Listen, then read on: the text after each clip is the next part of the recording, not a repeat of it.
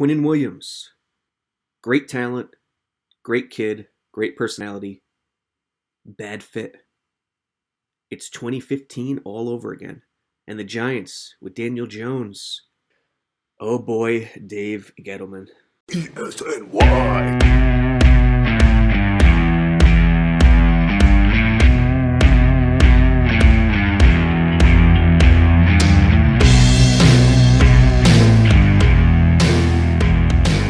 And so it is, Quinnen Williams and Daniel Jones for the Jets and Giants respectively at 3 and 6 in the NFL draft. Sabo Radio, Elite Sports New York. On Friday, the day after the first round. Maccagnan goes chalk again. He graciously accepts the quote-unquote best talent in the pool. Deja vu, 2015. Leonard Williams out of USC. Remember, he possessed Sheldon Richardson and Muhammad Wilkerson when he selected Leonard Williams. We'll start Jets first. You know, football, each unit is a funny thing. You can't have an incomplete unit. It just doesn't work. If something is incomplete, if a job can't function properly, it hurts the guy next to them. If the corners are terrible, the safeties will have to pick up the slack. And they can't reach their max potential. If the offensive line is horrible, the quarterback, the running backs, they won't reach their max potential. And this is the way it's been going for the Jets for years.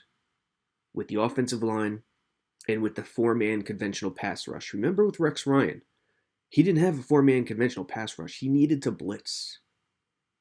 He needed to set up exotic blitzes and catch the NFL off guard, which he did for the first few weeks of the season in 2009, but it didn't last.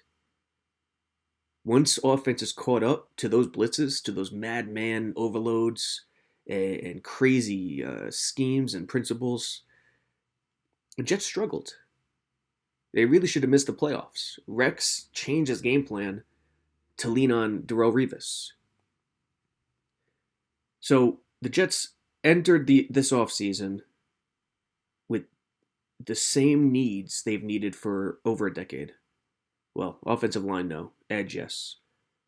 Offensive line, we're going on half a decade now. Offensive line and edge.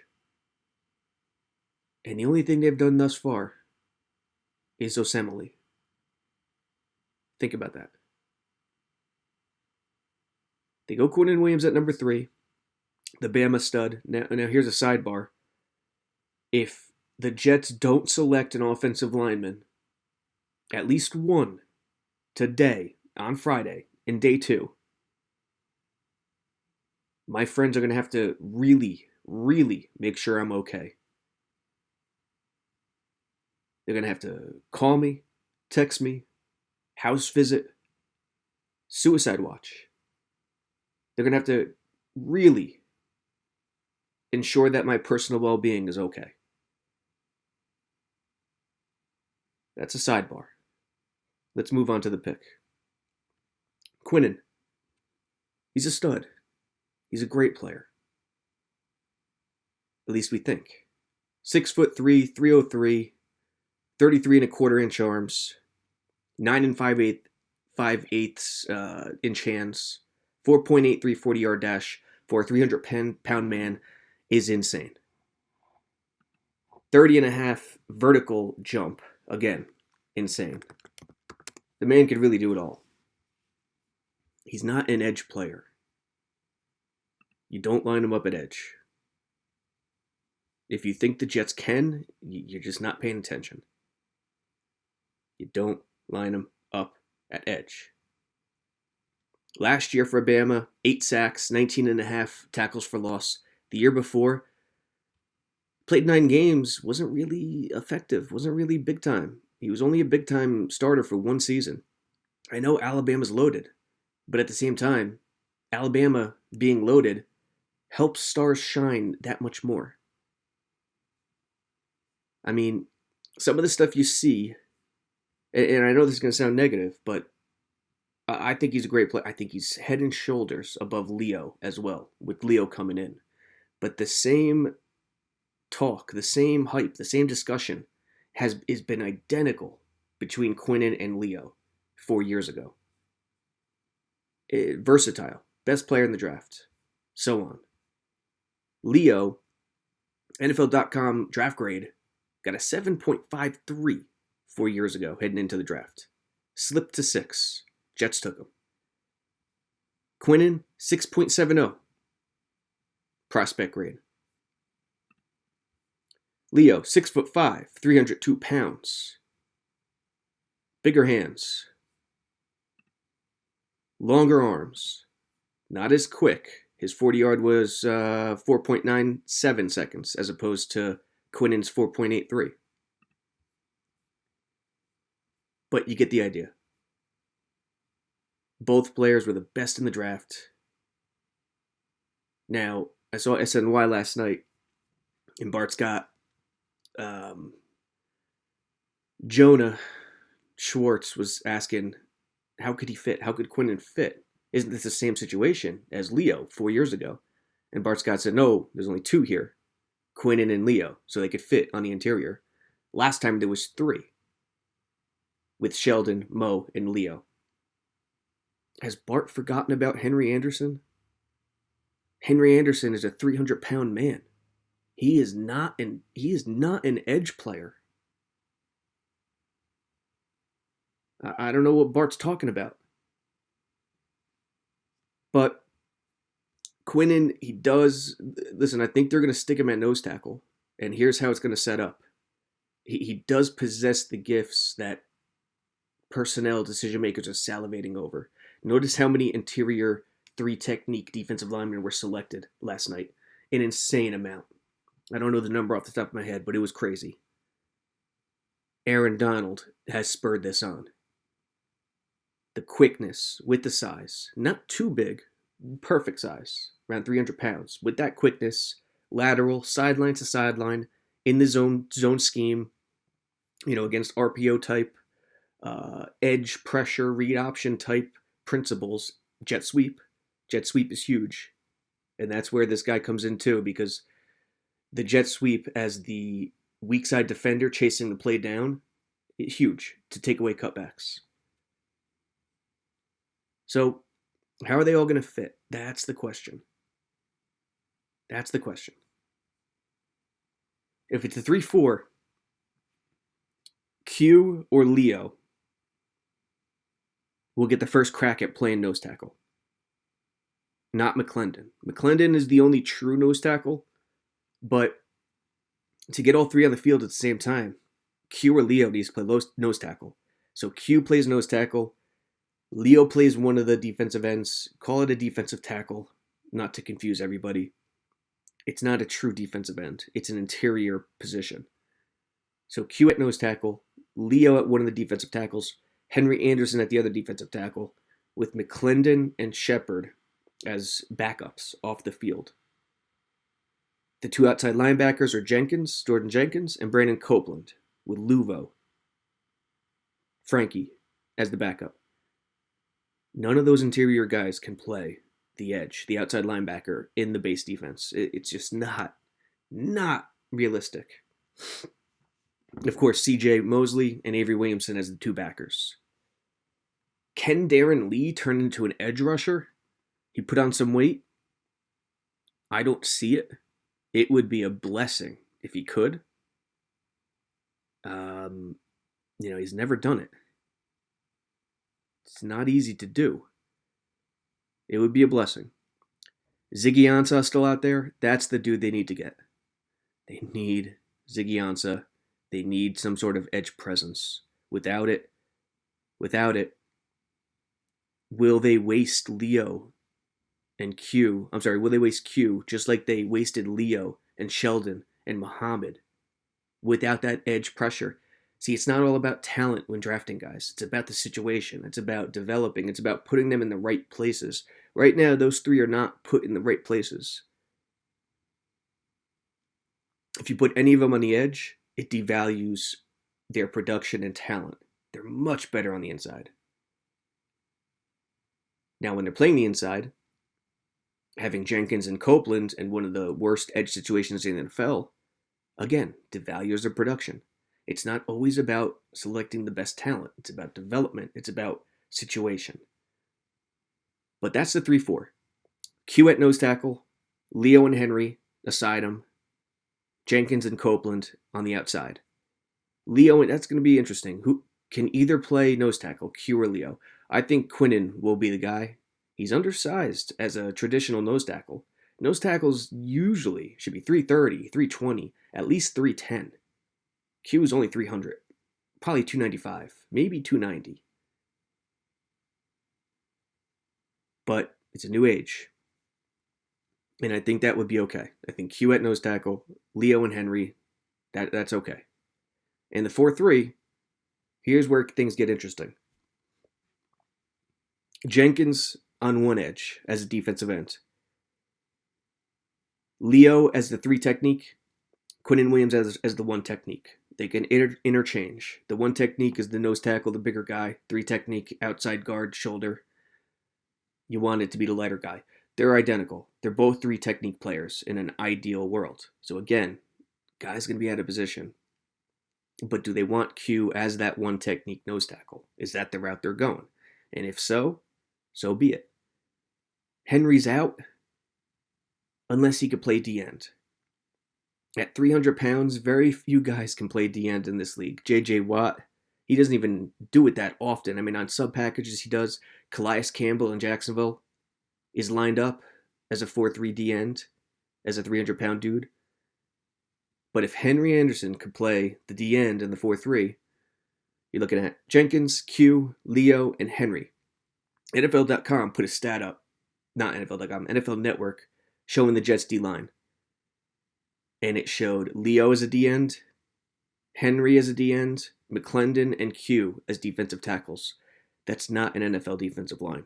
4 300-plus pound linemen is not an NFL defensive line.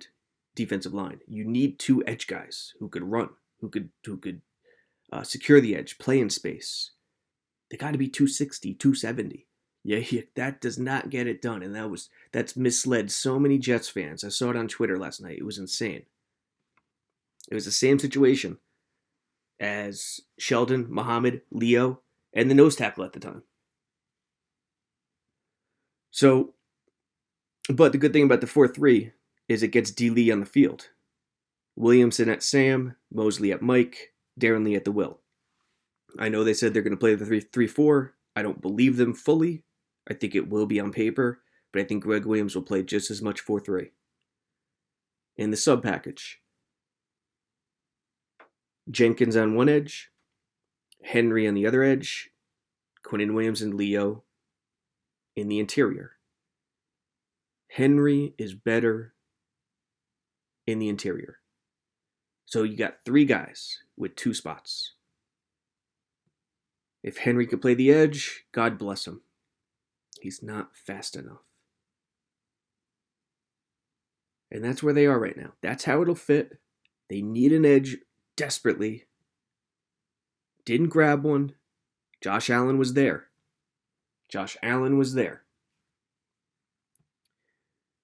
On day 2, center, offensive line, and edge. Center and an edge. That has to be the targets. They have to start looking at positional need. The units are so incomplete. Again, my first choice would have been to trade down. I was rooting for it. Really wanted it. A lot of talk late yesterday. Really started buzzing around the Bills and the Redskins. Didn't happen. They took Quinnen. And listen, none of this is a knock on Quinnen. I think he's tremendous. I think he's a great player. But you can't be all in. You can't think, oh, this is a can't miss pick. Leo was a can't miss pick 4 years ago. What happened? Is Leo just not as good as the prognostication? Or did scheme and fit have something to do with it? Maybe both. Maybe McKagan needs to learn from those mistakes. If they get Ansa, if they swing some sort of deal and grab an impact edge, all is well. Let's go. It's very hard to do, and they had a chance to get Josh Allen last night and didn't do it, and took Quinnen Williams. Are you splitting hairs between the two players? Are you going off a generic big board and what everyone's saying? The best available player has been shooting themselves in the foot for years. 2 offensive line picks and 29 total picks now, both in the 5th round. And again, if they don't take an offensive lineman today, I'm finding the nearest bridge. I'm going to jump off. And it's going to be a bad day.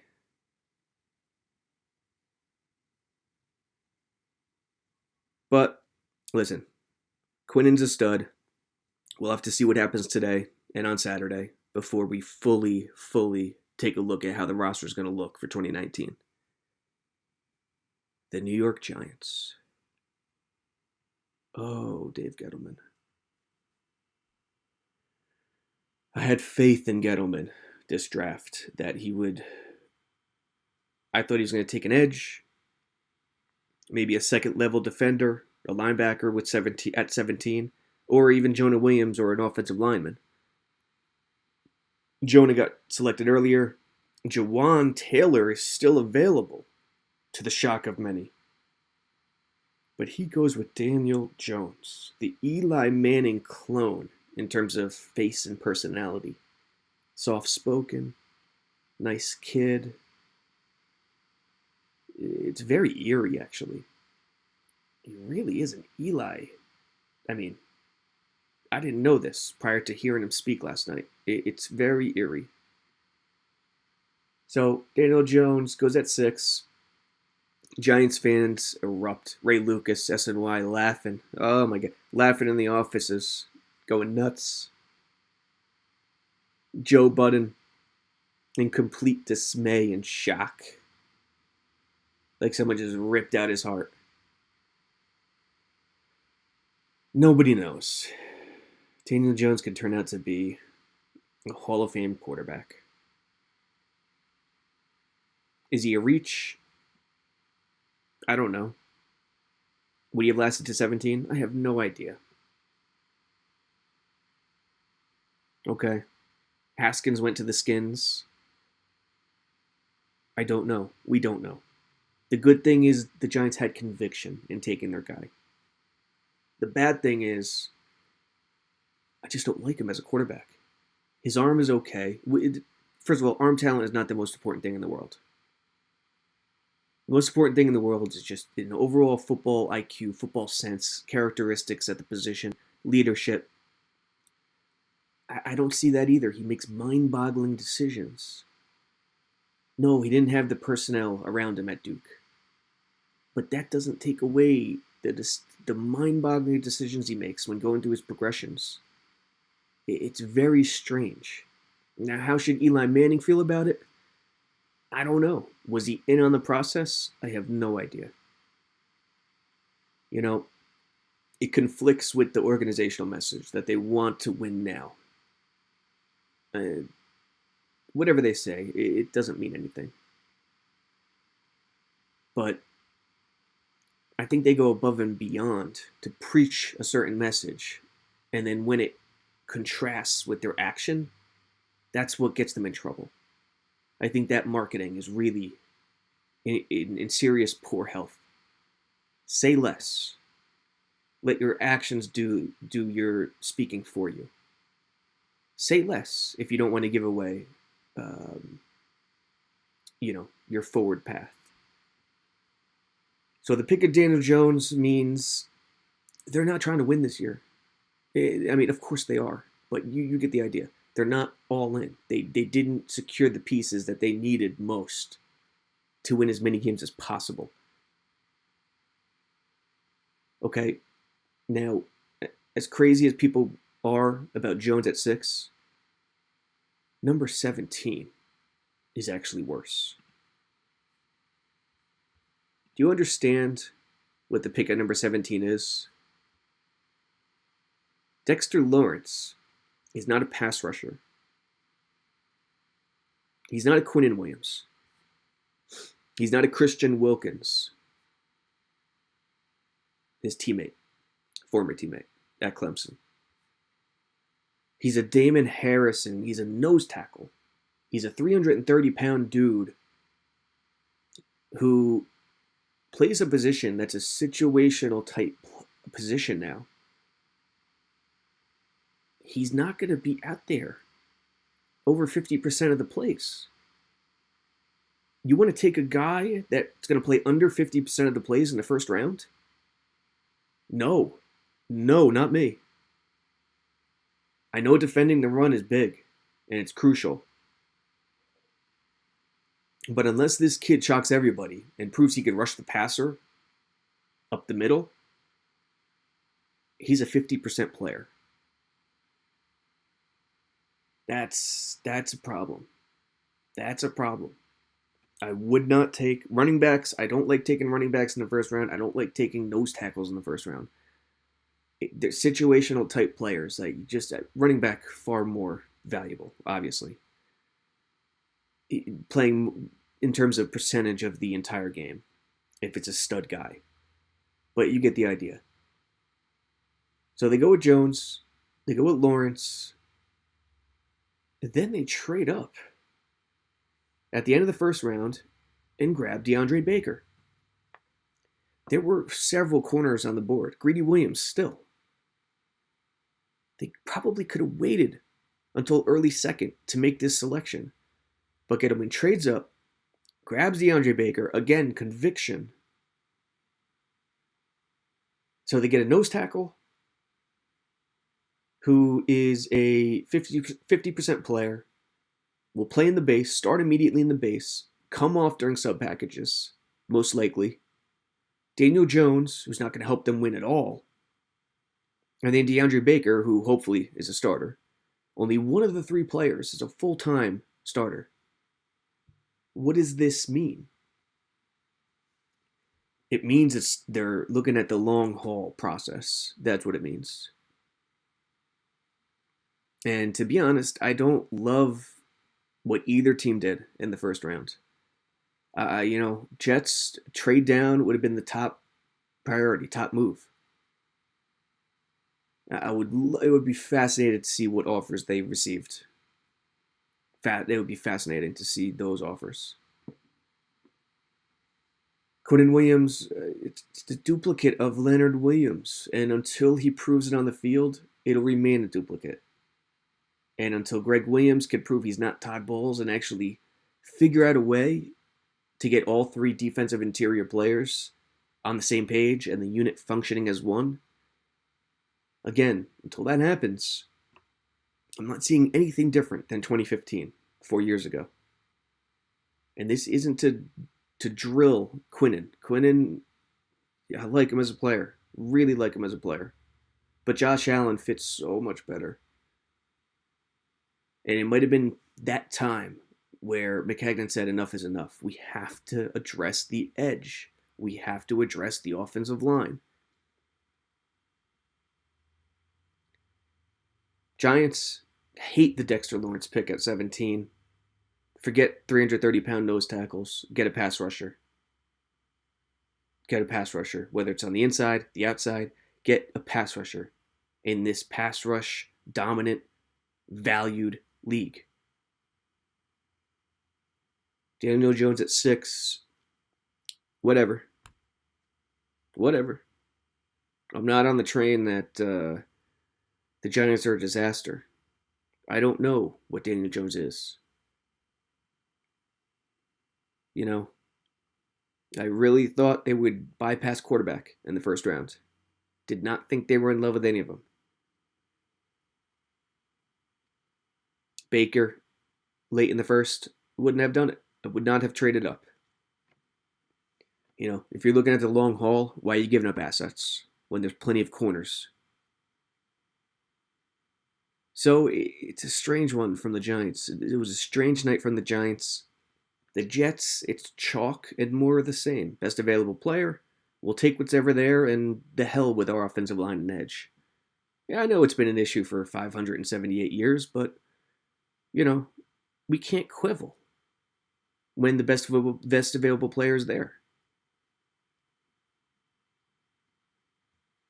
Maybe it finally turns around this year. We'll see. But again, tonight is huge. Offensive line. If there is no center or offensive line selection, my health is in serious jeopardy. For the Giants, Dave Gettleman, he just needs to try to say as less as possible and make his picks. He does have a good history. He does have a nice resume in the scouting department. GM, he still has a lot to prove. His message, his marketing, I don't understand it. Starts tonight at 7 from Nashville. We'll see what happens. Greg Williams, you have a chore now. You have a serious chore to get all the three of these big heavies to play, and the unit to play as one unit when only two. You have three. But how are you going to do it when only two could be on the field at one time? If you have three on the field at one time, that means one of your edges is slow. One of your edges is a 300-pound dude, not named J.J. Watt. Challenge. For the Giants, for Eli, Daniel Jones is here. Duke. Ringing the memories of Dave Brown. We'll see what happens on day 2.